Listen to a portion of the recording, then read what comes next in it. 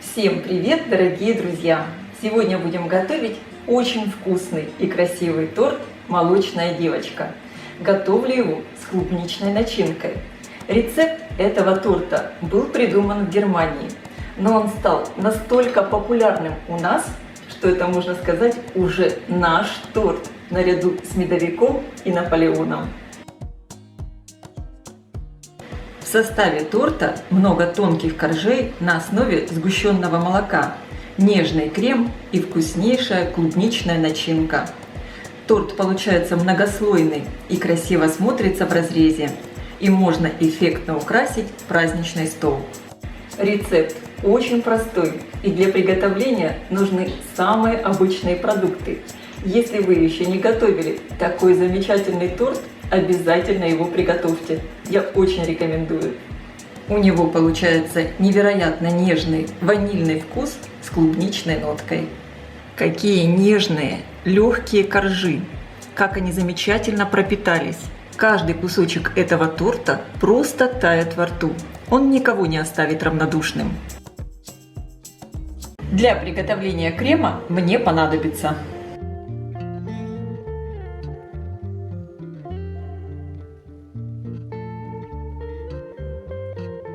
в сотейник вливаю молоко, добавляю сгущенку, перемешиваю и доведу все почти до кипения. В миску всыпаю крахмал и соль. Добавляю яйца. Хорошо перемешиваю до однородности, чтобы не было комочков. Молоко начинает закипать. Вливаю часть молока в яично-крахмальную смесь, все время размешивая. Оставшуюся часть молока возвращаю на плиту и вливаю сюда полученную смесь, все время помешивая. И теперь варю мой заварной крем до того момента, как он хорошо загустеет и закипит. Обязательно хорошо размешиваем, чтобы крем не пригорел. Пошли пузыри. Кастрюлю снимаю с плиты. Продолжаю интенсивно все размешивать, так как кастрюля еще горячая. И здесь еще продолжается процесс приготовления. Добавляю в массу 2 чайные ложки экстракта ванили. Можно также использовать и ванильный сахар. Хорошо перемешиваю. Посмотрите, какой красивый шелковистый крем получился, без единого комочка. Если все же так получилось, что у вас в креме образовались комочки, всегда можно исправить ситуацию, пропустив крем через сито. Переливаю крем в миску, чтобы он быстрее остывал. Закрываю все пищевой пленкой, причем пленку опускаю прямо в контакт с кремом, чтобы не образовывалась корочка. И оставляю до полного остывания. Для приготовления клубничной начинки конфи мне понадобится клубнику я поставила на плиту, чтобы она пустила сок. И сейчас смешиваю сахар с крахмалом. Таким образом потом сахар с крахмалом очень легко объединится с ягодами. И не будет никаких комочков. Для рецепта можно использовать как свежую, так и замороженную ягоду. Клубника пустила сок, стала мягче. Всыпаю сюда крахмал с сахаром. Хорошо перемешиваю.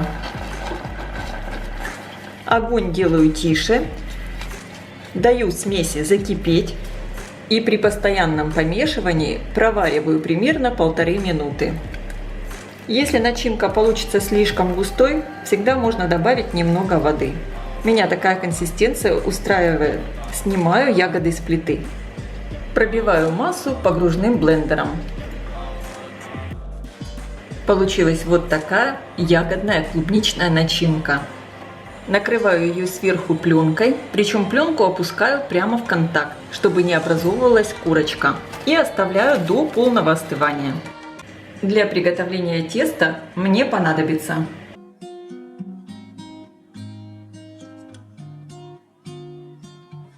добавляю в миску яйца,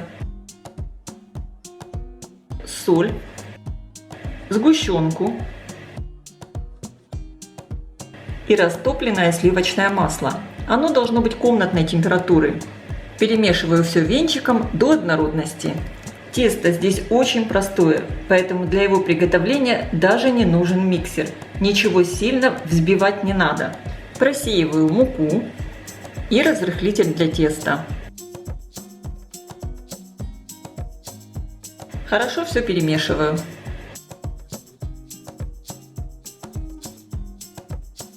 Получается вот такое негустое тесто. Выпекать коржи я буду на пергаментной бумаге. Можно это делать на силиконовом коврике. Но мне удобно использовать именно пергаментную бумагу, так как я нарисую круги при помощи вот такой обычной тарелки. Диаметр этой тарелки 21 см.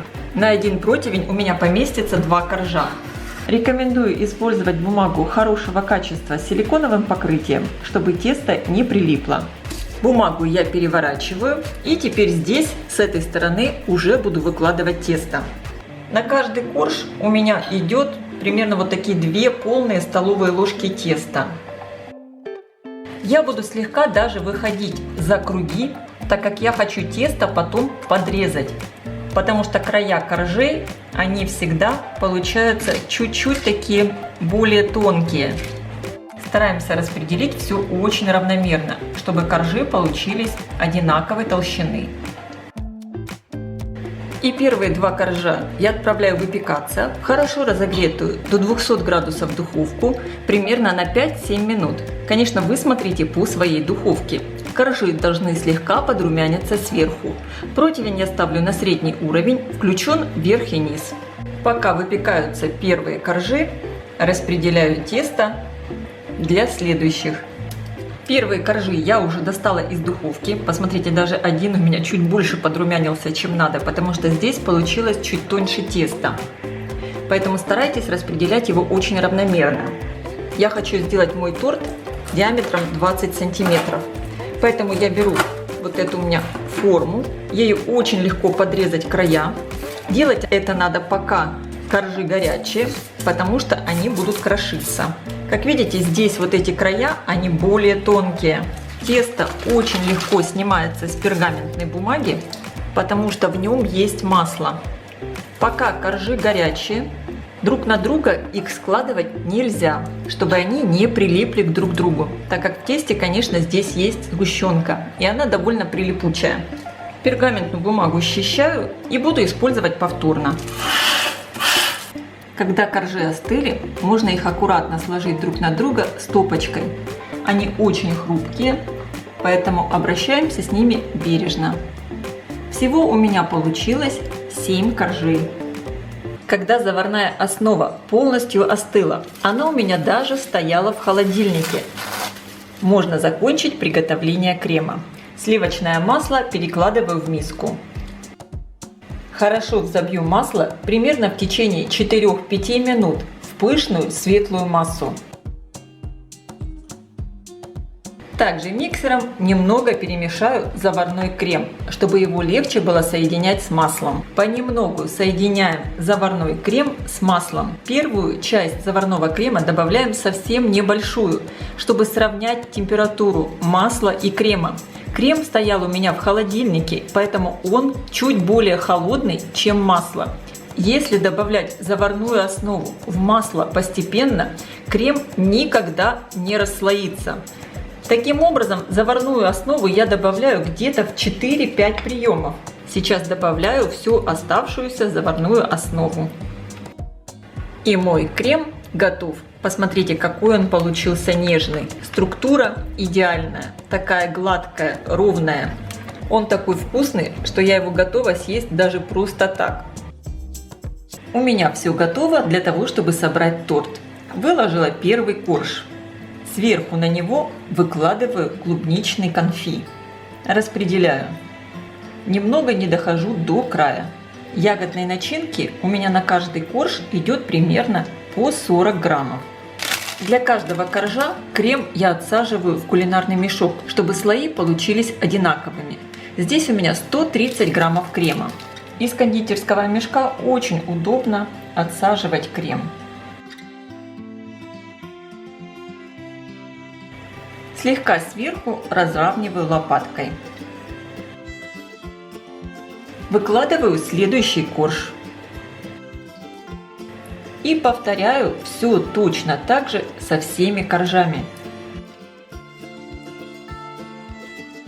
Выкладываю сверху последний корж дном вверх. Немного все прижимаю. Торт получается очень ровный, потому что коржи я обрезала уже после выпечки. Сверху и по бокам торт я промазываю оставшимся кремом. Я вот таким образом выровняла торт. И сейчас, чтобы торт у меня никуда не уехал, я закрываю все. Это у меня обычная пленка от плотной канцелярской папки. И надеваю сверху разъемное кольцо. Кольцо поджимаю. Закрываю торт сверху пищевой пленкой. И теперь его надо отправить в холодильник для пропитки и стабилизации крема. Для этого понадобится примерно часов 6. Обычно торт я ставлю в холодильник на ночь и уже на следующий день его украшаю. За ночь торт хорошо отстоялся. Я сейчас убираю кольцо и снимаю пленку. Сделаю окончательное выравнивание. Я взбила немного сливок с сахарной пудрой. И сейчас подровняю бока и верх торта. Слишком сильно я ничего не выравниваю, так как я хочу еще мой торт украсить. Беру вот такими легкими прихлопывающими движениями, делаю такой небольшой рисунок. Теперь отправлю минут на 10-15 в холодильник, чтобы крем немного застыл, и затем украшу сверху ягодами.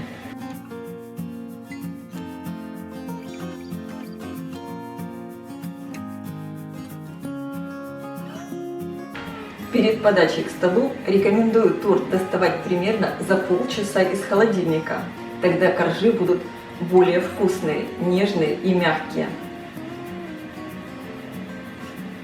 Этот торт – сама нежность.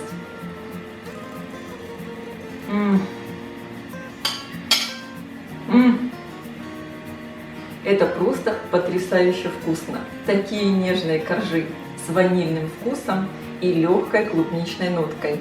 Я очень рекомендую приготовить и попробовать. Я желаю всем приятного аппетита. Ставьте лайки, пишите ваши комментарии. Делитесь этим новым видео с вашими друзьями в социальных сетях. Подписывайтесь на мой канал Люда Изикук «Позитивная кухня». Всем пока!